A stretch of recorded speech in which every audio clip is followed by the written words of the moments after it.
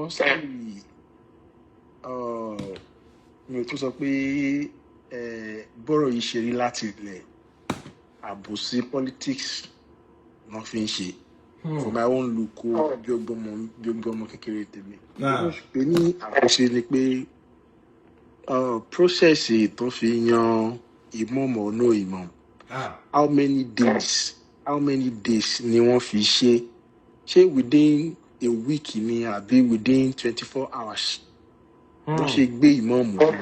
fún àwọn fámìlì wọn pé ok ẹ lọ fún ẹni yìí wá wọ́n dẹ̀ sáré impose tẹ̀lé wọn lórí pé ẹni tá a fà kalẹ̀ lélẹ̀. They pass through process according to kọtari lórí social media. Wọ́n ṣe screening alákọ̀ọ́kọ́ wọ́n ṣe screening ẹlẹ́ẹ̀kejì. Mo rò pé within that short period of time ó yẹ káwọn family ti mọ̀ pé ẹni yìí ò ń ṣe and then ibi tí èèyàn náà dé ní ṣé mo mọ̀ pé mi ò lè lọ sí Ìlọrin ìsìn kí ni mo fẹ́ jẹ oyè kan bẹ́ẹ̀ àbí kí n kan lọ sílùú kan nísìn kí lọ claim paternity ń bẹ̀ pé ọmọ inú ilé wọn ni mí mo mọ̀ pé ìyẹn ò ṣeé ṣe náà níbi tí everything lajú dé lónìí. So wọ́n fi wá ń gbé ok nínú kíní tẹ place mi fẹ́ gbàgbé ọ̀rọ̀ yẹn máa yẹn sọ pé gbogbo àwọn làwọn support early torí mo rántí pé béèrè question yẹn lọ́wọ́ máa yẹn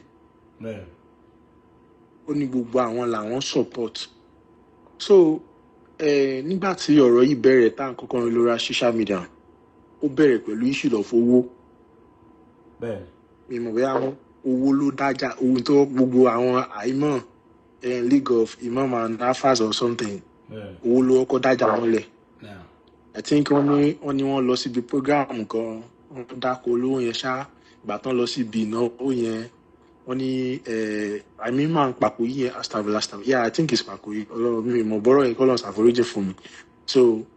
wọ́n á fún wọn lówó wọ́n ní wọ́n need instrument ní mosque wọ́n fún wọn lówó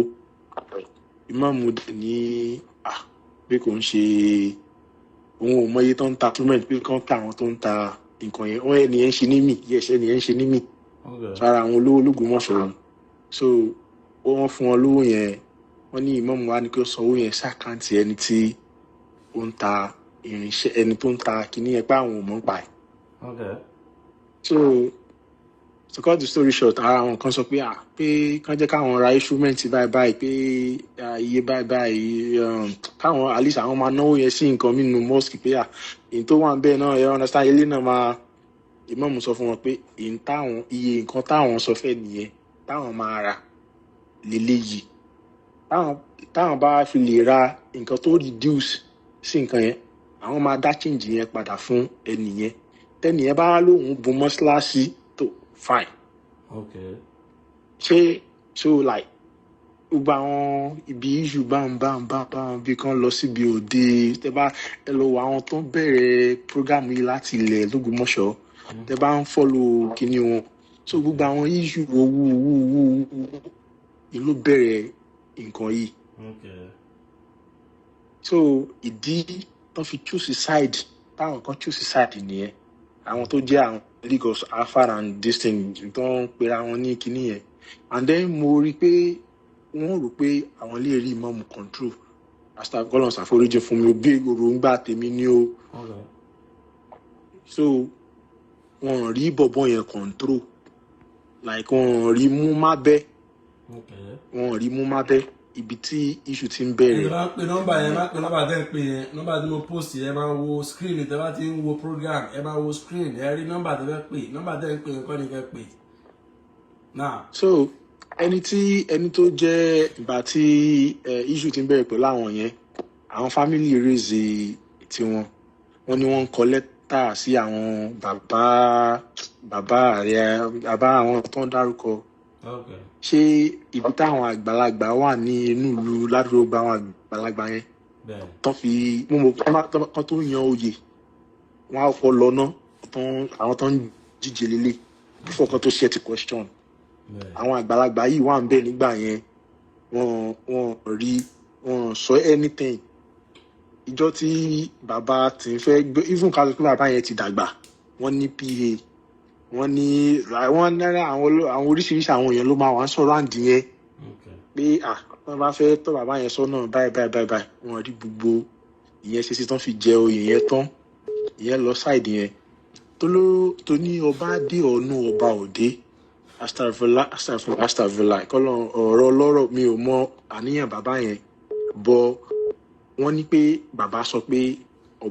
ìmáàmù support àwọn nígbà táwọn fẹ́ joyè and ìmáàmù sọ fún wọn pé ẹ̀yin 20 something lẹ́ ń jíjẹ nínú family yín èèyàn 21 àbí nǹkan ni muslim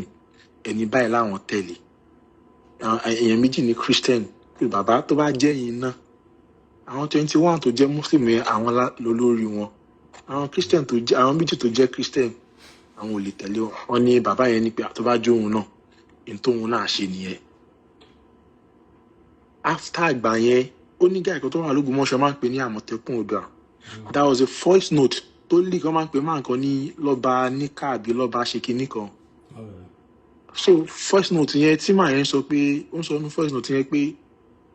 bàbá wa Gandhi ẹbẹ sọ pé bá wa yọ mọ́ọ̀mù tẹ́ bá sì dórí oyè ní kinní kankan like wọ́n escalate ọ̀rọ̀ yẹn náà before kí I think a month kó tó pé wọ́n fún bàbá yẹn ní kan ṣe coronation ọba yẹn òun náà post kinní yẹn so àwọn scenario báńbáń náà fi bẹ̀rẹ̀ ọlọ́rọ̀ family or no family dé so before kí ìmáàmù wa tó gbé wọn lọ sí court kí ló dé táwọn before kọba tó jẹ kí ló dé tí family gangan ò lọ sí court at least ẹni èèyàn kan wà tó jẹ́ spokesman nínú family wọn at least an elite ẹni yẹn kàwé náà so mo kó yẹ kán ti gbọ́rọ̀ yẹn lọ sí court before kí ọba tó jẹ bí ọgbọ́n ọmọ kékeré tèmi o now ọba dé ìmáàmù ti ní knowledge tó ṣe lè defend ara ẹ̀ torí mo rí pé màá yẹn lè defend ara ẹ̀ ó ní gbogbo nǹkan tó ń ṣe rí nǹkan ṣẹṣẹ tó bá yẹ pé ìrú ló fi débẹ̀ ọlọ́run ó gba ẹ̀tọ́ wọn fẹ́ lọ́tọ̀ but tó bá yẹ pé ó right lórí position yẹn ọlọ́run á jẹ́ kó pẹ́ ń bẹ̀ so kò sí bí kábíyèsí kò sí bí ìmáàmù ṣe ní issue pẹ̀lú kábíyèsí because there is lot of obas in Yoruba land even ẹlòmíì after 5-10 years tó jọba kóòtù sọ pé kò tọ́ sórí ipò yẹn wọ́n dẹ̀ yọ dànù àwọn tó ra property lọ́wọ́ ọ̀rọ̀ àwọn èèyàn báyẹn they are still rebuying the property again. ṣe nítorí àsìkò àtàwọn ló ń pè wọlé ṣẹgbọ́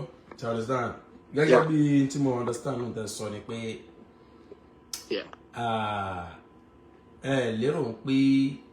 n tí àwọn family yẹn sọ jáde ń sin pé valid àìbẹ̀rọ̀. yes cause why táwọn side gan why táwọn side kan tẹ̀lé wọn. mo ń bọ̀ ṣẹgbọ́ mi ò really fẹ́ waste much time ṣe understand ẹ jẹ́ àṣẹ kéèké tó ráwọn wọlé ní kò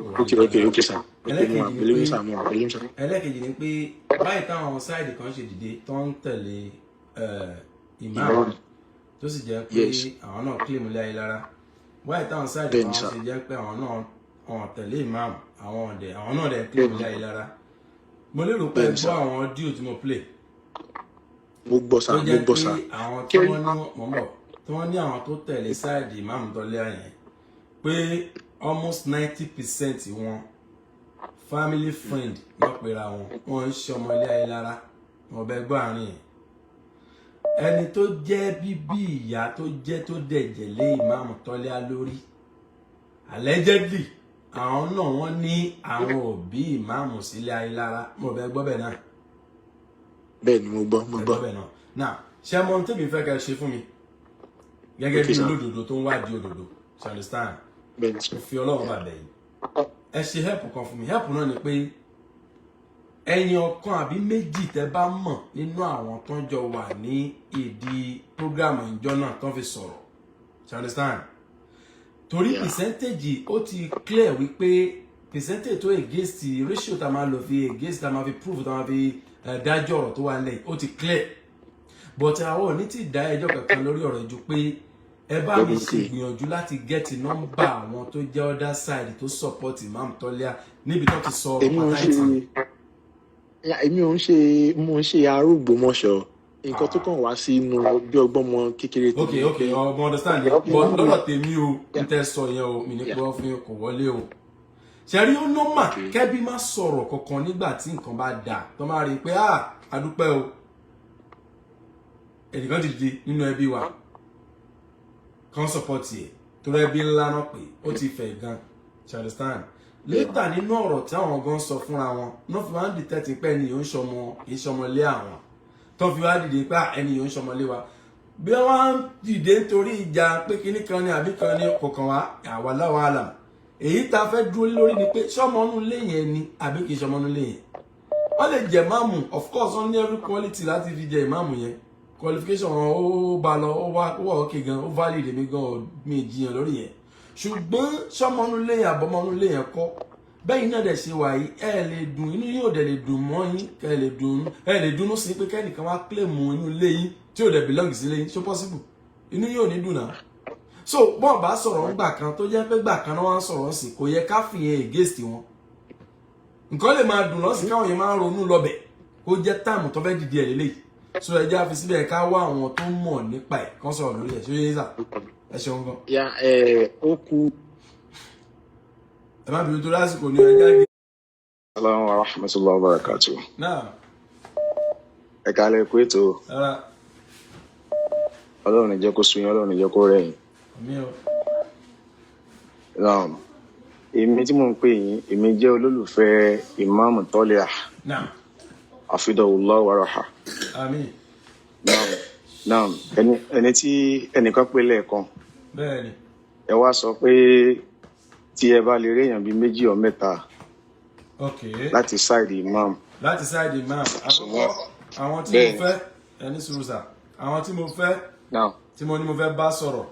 lákọ̀ọ́kọ́ ni pé àwọn tó wà ń bẹ̀ níjọ́ tó ń ṣe family meeting in between àwọn ti Imam Tọ́lá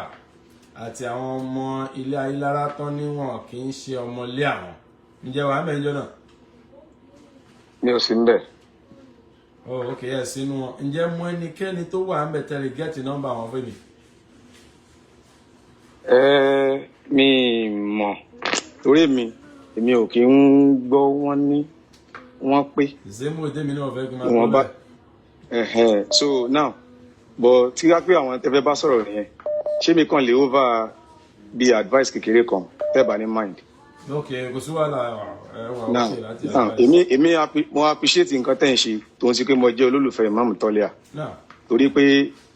gbogbo wa ò lè sùn síbì kan náà gbogbo wa ò lè sùn ká kọrí síbì kan náà. Definitely. táyé dẹ̀ máa fi parẹ́ gbogbo èèyàn ò lè gbà téèyàn. Naam, so èmi fi like nǹkan tí ẹ ń ṣe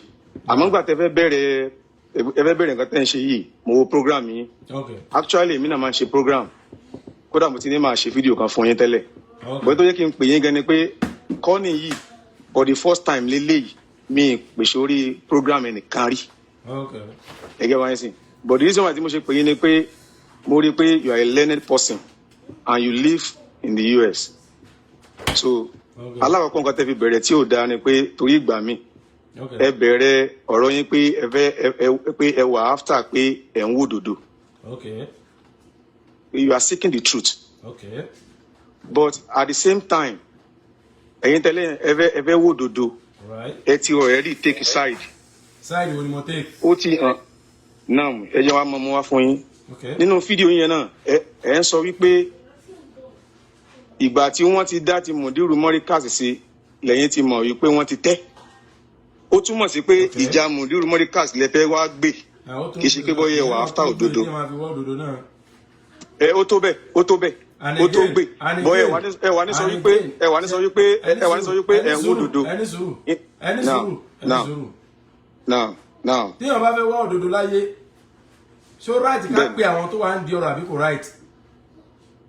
All right, but why now? Why not before? Ẹ ṣe sùúrù. Àkọ́kọ́ nìyẹn ṣe understand sir. Ẹlẹ́kejì. Yes sir. Tí wọ́n bá fẹ́ wádìí òdodo ṣó right ká pé both side àbí kò right. All right. Ṣé ẹ gbọ́ pé mo pe Imam Tọ́lá àbí ẹ gbọ́ pé mo pè wọ́n? Mo gbọ́ bọ́ wọn lè dá yín lò bó ṣe mí náà mi ní dá yín lò. Kí ló dé tí wọ́n lè dá mi lò? Because mo ti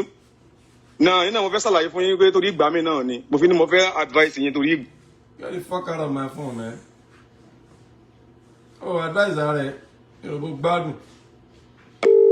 díẹ̀ tún wá the law aspect of nǹkan sọ yìí lọ́dọ̀ lọ́ọ̀yà tèmi mọ̀ tí mo fọ́ gbáyà lórí ẹ̀ láti lè fi recommend ẹ̀ fún anybody tó bá nídìí lọ́ọ̀yà ní gbogbo Nàìjíríà ibikíbi tó bá wà Nàìjíríà ṣùgbọ́n ó wọn tó bá ti jẹ́ yẹn ọ̀nà owó ṣùgbọ́n wọ́n bẹ́ẹ̀ ṣiṣẹ́ nírọ̀rùn tí wọ́n gan inú ó dùn àyà yẹn mo